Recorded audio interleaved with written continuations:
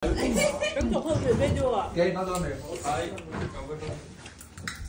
Cái phim không? Còn rồi ice cream này khá tôi đâu. Ipasal na ikikorta ito kalau natin nagtungon lang.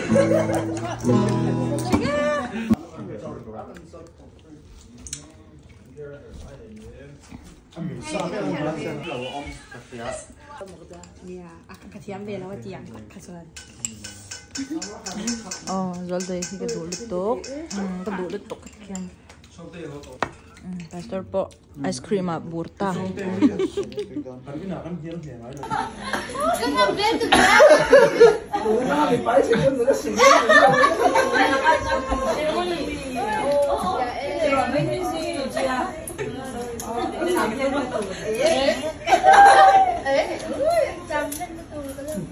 Sao thế tụi cùng có đồng nó tụi.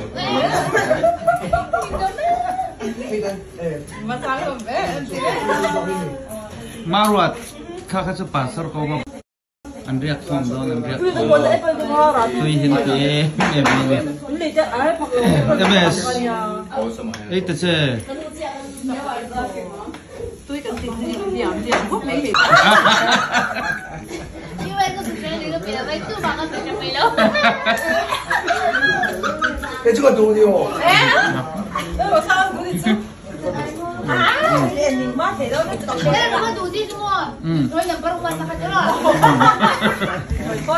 Ni soi ngay kan. nó soi ngày mà Nulis dia adi lo pun. Lu dia dia kan dulu bang lo dia. Akan buat sab don deh. Zain kata kan lam cek mak